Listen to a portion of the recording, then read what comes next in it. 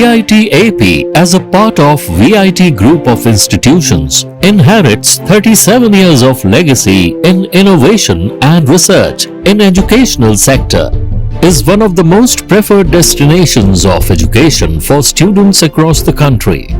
Consistently ranked among the top educational institutes in the country, the VIT Group of Institutes have had a proud tradition of pursuing knowledge and excellence.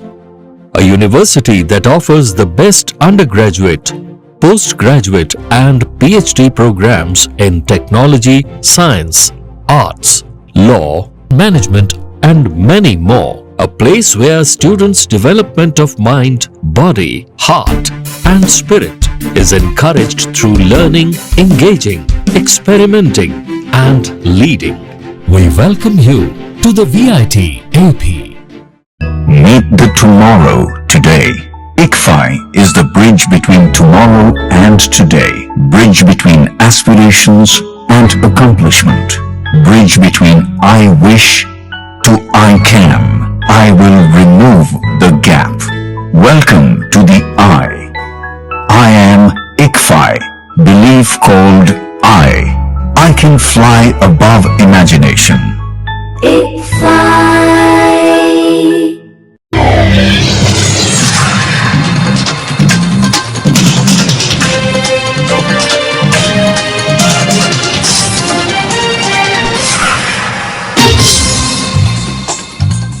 నమస్కారం, signals కి స్వాగతం. ఈనాటి వార్తా విశేషాలు. తిరుమల నడకదారిలో ఆంజనేయ స్వామి విగ్రహం అపహరణ ఘటనపై మాజీ మంత్రి వెల్లంపల్లి శ్రీనివాస్ సంచలన వ్యాఖ్యలు చేశారు. టీటీడీ పాలన పూర్తిగా విఫలమైందని, దీనికి బాధ్యత వహిస్తూ చైర్మన్ బిఆర్ నాయుడు వెంటనే రాజీనామా చేయాలని డిమాండ్ చేశారు. ముక్కోటి ఏకాదశి రోజు భక్తుల పహరణలో కనీస సదుపాయాలు లేకపోవడం దుర్మార్గమన్నారు. దేవాదాయ శాఖ మంత్రికి శాఖమైన పట్టు లేదని, పార్టీ మారని వ్యక్తికి విమర్శించే హక్కు లేదని అన్నారు. కోవిడ్ సమయంలో రథం దగ్ధంపై వైసీపీ ప్రభుత్వం సిబిఐ విచారణకు ఆదేశించిన కూటమి ప్రభుత్వం నిమ్మకు నీరెత్తినట్లు ఉందని ఆరోపించారు. దానికి నిదర్శనమే తిరుమల తిరుపతి దేవస్థానంలో సాక్షాత్తు క్షేత్రపాలకుడైన ఆంజనేయ స్వామి విగ్రహాన్ని ఏదైతే మనకి కాలినడకలో కావచ్చు, అదేవిధంగా కారులో వెళ్ళినా కానీ ఘాట్ రోడ్డు మధ్యలో ఏదైతే ఆంజనేయ స్వామి విగ్రహం క్షేత్రపాలకుడు ఉంటాడో ఆ విగ్రహం అపహరించడం అంటే తిరుమల తిరుపతి దేవస్థానంలో పరిపాలన ఏ విధంగా ఉందో మనందరం కూడా అర్థం చేసుకోవాల్సిన అవసరం ఉంది.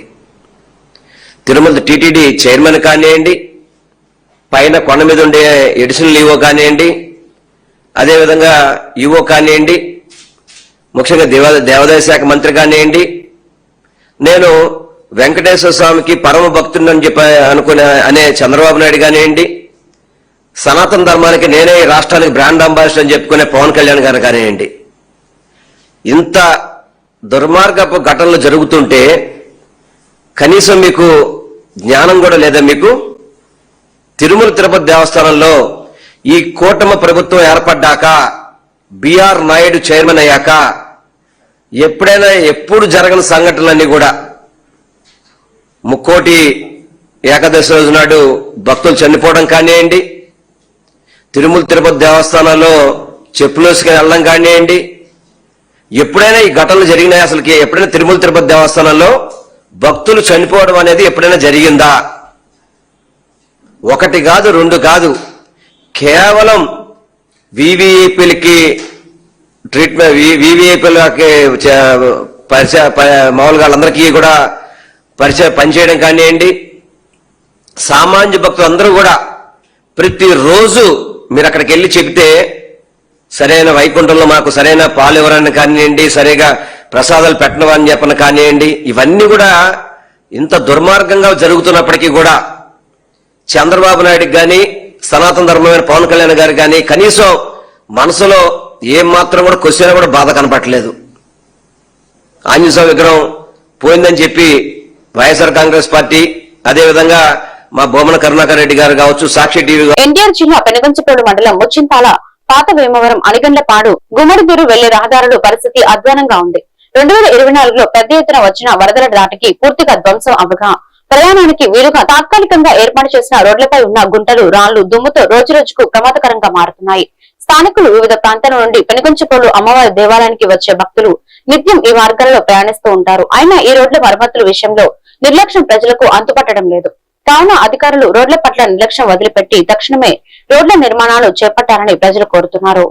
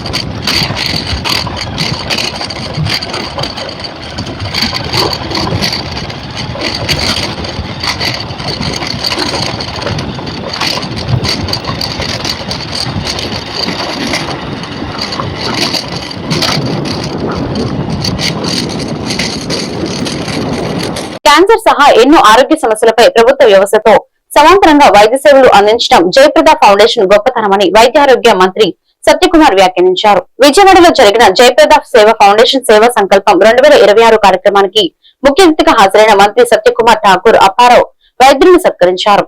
అనంతరం మంత్రి సత్యకుమార్ మాట్లాడుతూ కూటమి ప్రభుత్వం సంజీవని ప్రాజెక్టుతో జబ్బులకు ముందుగానే 350 కోట్లతో ఇంటిగ్రేటెడ్ ఆయుష్ కేంద్రాలను అభివృద్ధి చేస్తున్నామని సత్యకుమార్ ప్రకటించారు.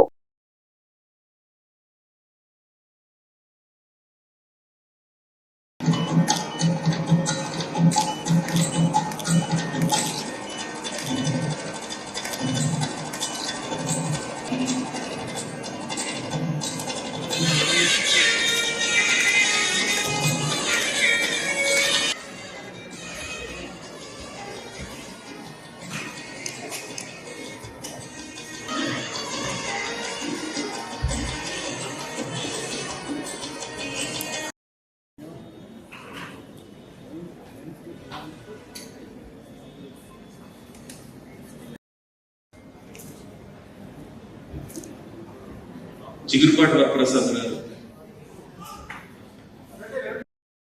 గురించి ఆ రోజు తెలిస్తే ఏదైనా 3 గ్రామాల ముందు దత్తత తీసుకొని ఆ గ్రామాల్లో మౌలిక సదుపాయాల కల్పన కానీ, లేదా ఆ గ్రామాల్లో యువకులకు ఉపాధి శిక్షణ కల్పించేవి కానీ, లేదా ఆ గ్రామంలో ఉంటున్న మహిళలకి నైపుణ్య శిక్షణ ఇచ్చి తద్వారా వారి కాళ్ళ మీద నిలబడిపోయడం కానీ, చదువుకుంటున్న పిల్లలకి విద్యా సహాయం చేయడం కానీ, లేదా ఎవరైనా చనిపోతే ఏదైనా మరణిస్తే ఎవరైనా విషాదంగా వస్తే దానికి సహాయం చేయడం, చివరికి కుటుంబ సభ్యుల్లాగా మట్టి ఖర్చులు కూడా చేసే చిన్న కార్యక్రమాలు కూడా చేయడం అంటే చిన్న విషయం కాదు. వాటికి మాత్రం పరిమితం కాకుండా చేసి దానిలో అనేక మందికి మళ్ళా ఈ క్యాటరాక్ట్ కానీ, కార్నియోగ్రాఫ్టింగ్ కానీ పెద్ద పెద్ద ఆసుపత్రులు తన పరిచయాన్ని ఉపయోగించి వాటిని పెద్ద పెద్ద ఆసుపత్రుల్లో వాళ్ళకి ఉచితంగా సర్జరీ చేయించడం కూడా. అదేవిధంగా మిగతా అనేక రకాలుగా అనీమియా మీద పనిచేస్తున్నారు, తర్వాత క్యాన్సర్ స్క్రీనింగ్ మీద పనిచేస్తున్నారు, లేదా డయాబెటీస్ కారణంగా యాంపిటేషన్ కాకుండా వాటిని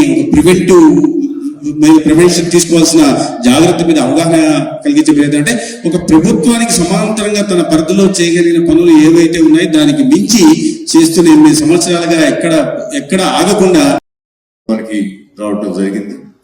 ఈ కార్యక్రమాల్లో ఆయన చేపట్టిన కార్యక్రమాల్లో ఏదైతే ప్రివెన్షన్ చాలా అవసరం అని చెప్పి క్యాన్సర్ కి వ్యాధుల ద్వారా వాళ్ళ డోర్ స్టెప్ తీసుకెళ్లి ఆ టెస్టులు చేస్తే మహిళా సోదరిమణులకి టెస్టులు చేసి చాలా మంది, నాకు తెలిసి ఒక 100 మందికి టెస్ట్ చేస్తే సుమారు 45 పేషెంట్కి ఇనిషియల్ స్టేజ్ లో క్యాన్సర్ కనుక్కున్న సందర్భాలు ఉన్నాయి. దాని ఇనిషియల్ స్టేజ్ అంటే దాన్ని క్యూర్ చేయడం కూడా చాలా తేలిక, వారి లైఫ్ ని మనం కాపాడిన వాళ్ళు అవుతాం. అలాంటి కార్యక్రమాలు చేపట్టారు. దాంతోపాటు కళ్ళ ఆపరేషన్ అనేది చాలా చాలా ముఖ్యమైన కార్యక్రమం. మరి విజయవాడకి అత్యంత సమీపంలో ఉన్న ప్రజలు కూడా ఒక క్యాంప్ పెడితే వందలాది మంది వచ్చి, నేను పుట్టి పెరిగిన మా 3 గ్రామాలతో పాటు మా నియోజకవర్గంలో ఆ గ్రామాల్లో నేను చేస్తున్న పనులు చూసి మరి గత 30 సంవత్సరాలుగా నాకు పరిచయం ఉన్న మా కార్యకర్తలు నాయకులంతా మా గ్రామాల్లో కూడా చేస్తే బాగుంటుందని కోరేవారు. అందువల్ల మిగిలిన గ్రామాలకు కూడా విస్తరించి కార్యక్రమాలు చేయటం మొదలుపెట్టాం. దీంట్లో ప్రధానంగా మనం ఆరోగ్యమే మహాభాగ్యం అన్నాం. మనం ఆరోగ్యం అంటే సంపన్నుల కంటే, ఆస్తి ఉన్నవాడి కంటే ఆరోగ్యం ఉన్నవాడే సఫలంగా సంతోషంగా ఉంటారు. కనుక మనం ప్రజలందరూ ఆరోగ్యాన్ని కాపాడాలంటే ముఖ్యంగా అందరికీ అవసరమైనటువంటి రక్త పరీక్షలు, కంటి జబ్బులు, ఆ తర్వాత కళ్ళ జబ్బుల పంపిణీ, అలానే ఒక పరీక్షను కరెక్ట్ గా నిర్వహించలేని వారు దేశ సార్వభౌమత్యాన్ని ఎలా రక్షిస్తారు అంటూ విజయవాడ బార్ అసోసియేషన్ ఆధ్వర్యంలో ధర్నా నిర్వహించిన బార్ అసోసియేషన్ అధ్యక్షులు మరియు మాజీ బార్ అసోసియేషన్ అధ్యక్షులు సంపత్ శ్రీనివాసరావు తదితర న్యాయవాదులు. ఈ సందర్భంగా సంపత్ శ్రీనివాసరావు మాట్లాడుతూ ప్రజాస్వామ్యంలో ప్రశ్నించే గొంతు ఉంటేనే అది ప్రజాస్వామ్యం అవుతుందని, ప్రశ్నించే గొంతును నొక్కేస్తే అది ప్రజాస్వామ్యం ఎలా అవుతుందన్నారు. నీట్ పరీక్షల గురించి భారతదేశంలో ఒక పెద్ద చర్చ జరుగుతుందని, అనేక మంది విద్యార్థులు డాక్టర్ అవ్వాలని నీట్ పరీక్షలు వ్రాయడం జరిగిందన్నారు.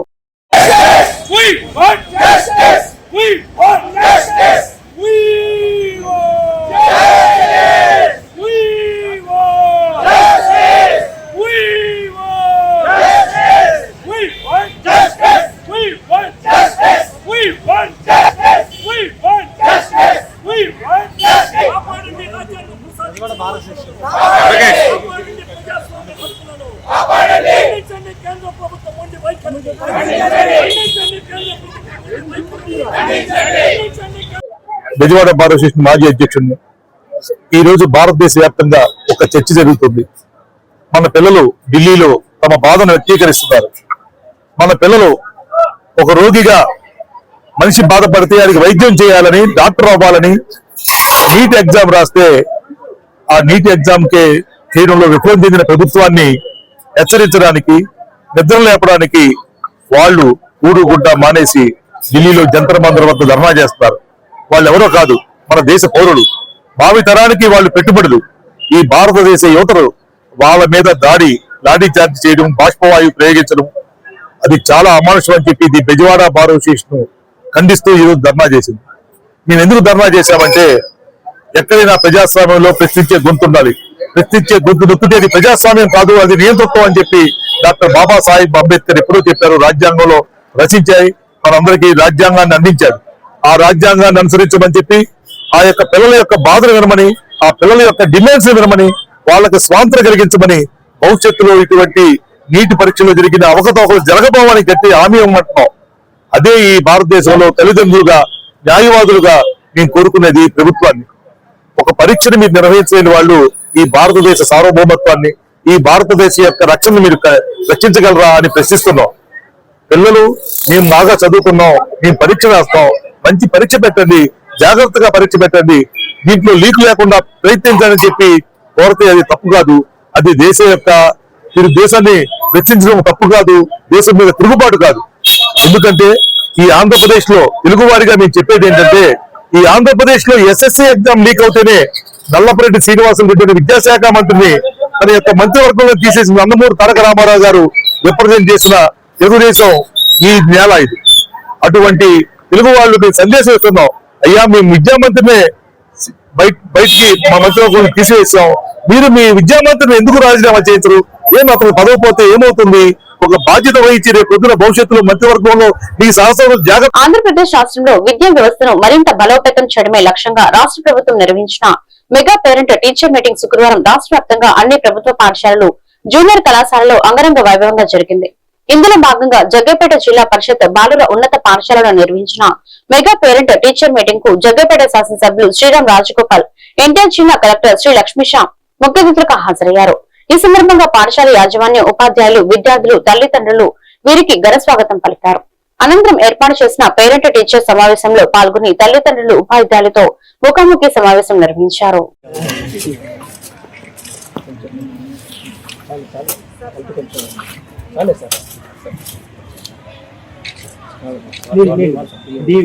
Because KOH is absorbed in the carbon dioxide of the potted plant, sir.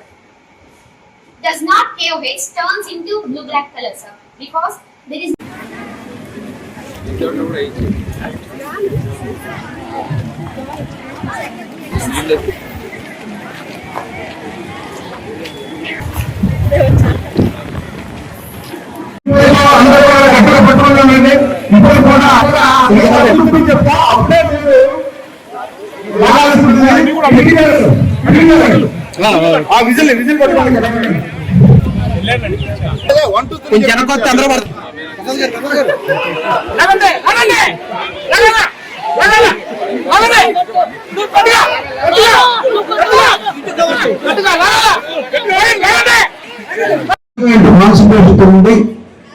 అర్థం కాకపోతే ఎప్పుడు కూడా టీచర్ ఎప్పుడు ఫీల్ అయ్యాడు మీకు కోపడ్డు మమ్మల్ని అందరూ కూడా చక్కగా ఫాలో అవుతూ కాన్సన్ట్రేషన్ తో క్రమశిక్షణతో కష్టపడుతూ వాడు తల్లిదండ్రులు ఉపయోగించే విధంగా ఉపాధ్యాయులకు స్కూల్ నుంచి వచ్చే విధంగా మా సమాజానికి మన గ్రామానికి కూడా నుంచి వచ్చే విధంగా చేయాలని చెప్పి తల్లిదండ్రులు ప్రత్యేకంగా ప్రభుత్వ పాఠశాల పంపేయండి. తప్పకుండా ఇంకా ఈ ప్రభుత్వ పాఠశాలని జగపేట హై స్కూల్ ని ఇంకా బలోపేతం చేస్తూ అన్ని విధాలు ఫెసిలిటీస్ ఏర్పాటు చేయడానికి ప్రభుత్వ ఆలోచన జిల్లా కలెక్టర్ గారు రికమెండ్ చేశాం. అందరూ ఈ రోజు పాల్గొన్న అందరూ పేరు పేరున హృదయపూర్వక శుభాకాంక్షలు అందించుకోండి.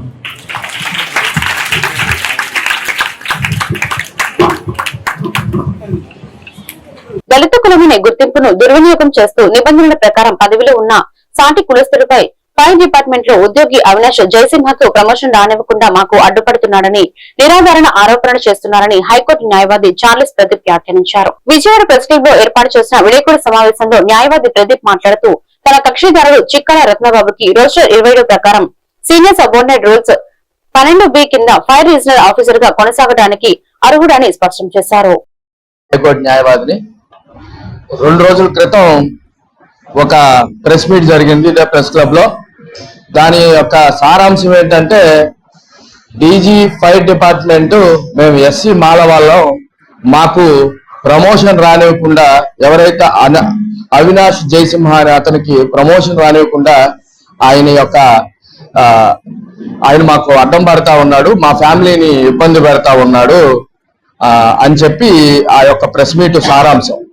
కానీ అసలు జరిగిన విషయం ఏంటంటే ఎవరైతే ఇప్పుడు చిక్కాల రత్నబాబు అని రీజనల్ ఆఫీసర్ కి ఇంకో రోస్టర్ ప్రకారం రోస్టర్ 27 ప్రకారం చిక్కాల రత్నబాబు అని ఆయన senior as per the subordinate rules 12B కింద కూడా ఆయన ఎలిజిబుల్ క్యాండిడేట్ అన్నమాట.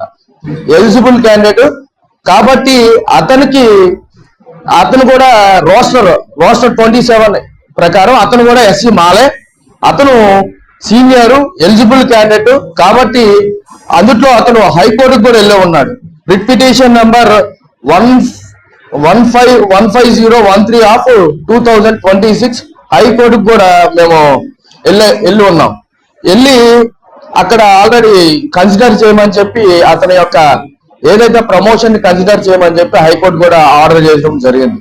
కానీ ఏదైతే నిజాలు దాచేసి డీజీపీ గారు ఫైర్ డిపార్ట్మెంట్ డీజీపీ గారు మాకు రావాల్సిన ప్రమోషన్లు ఏ ప్రమోషన్ అంటే రీజనల్ ఫైర్ ఆఫీసర్ అనే డిసిగ్నేషన్ మాకు రావాల్సింది రాకుండా మా కుటుంబాన్ని వేధిస్తూ ఉన్నారు ఫైర్ ఆఫీసర్ అని పివి రమణ గారి మీద ఒక డీజీ ఫైర్ ఆఫీసర్ మీద ఒక అసత్య ప్రచారం చేస్తూ మా క్లయింట్కి రావాల్సిన ప్రమోషన్ ని రానివ్వకుండా కావాలని దళిత కార్డుతో ఎవరైతే డీజీని బెదిరిస్తా ఉన్నారో ఇది కరెక్ట్ పద్ధతి కాదు.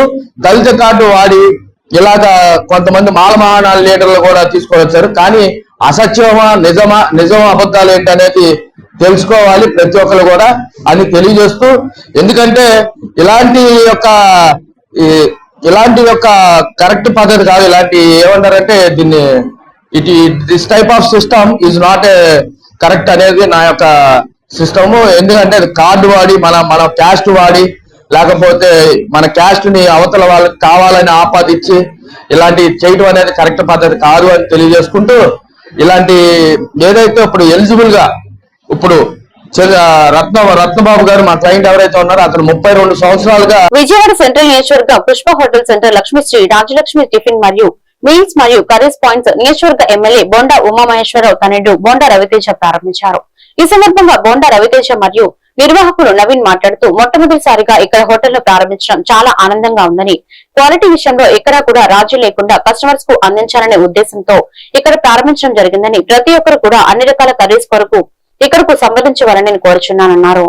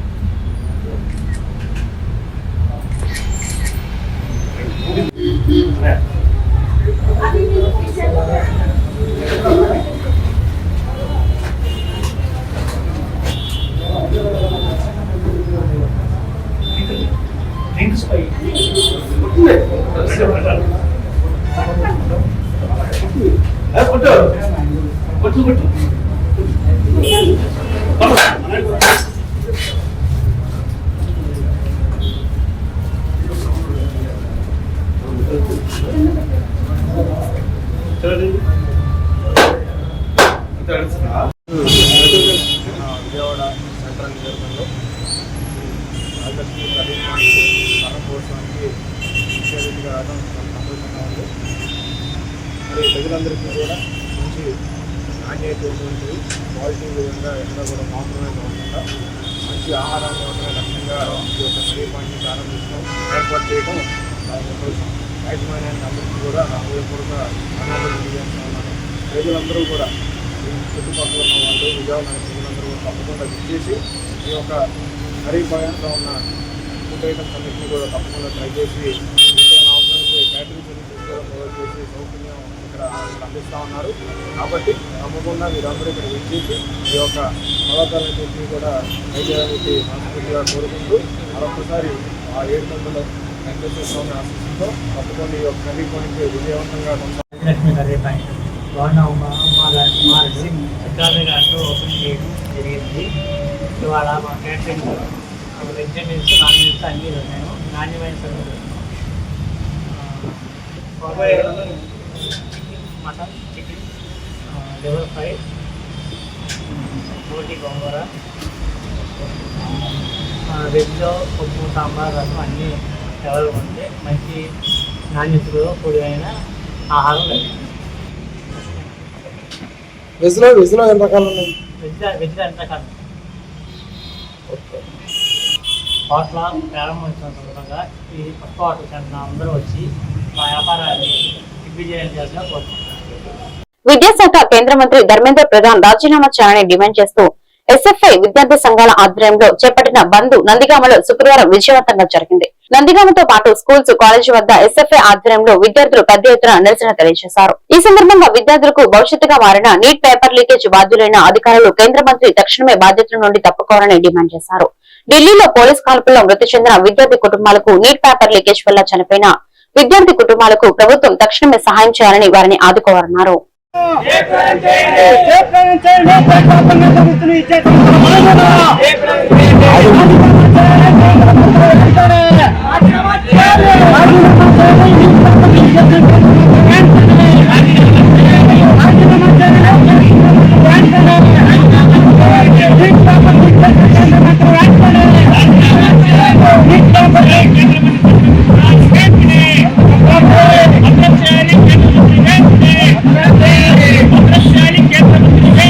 ఈ వార్తలు ఇంతటితో సమాప్తం. మరొక వెంటనే మళ్ళీ కలుద్దాం. నమస్కారం.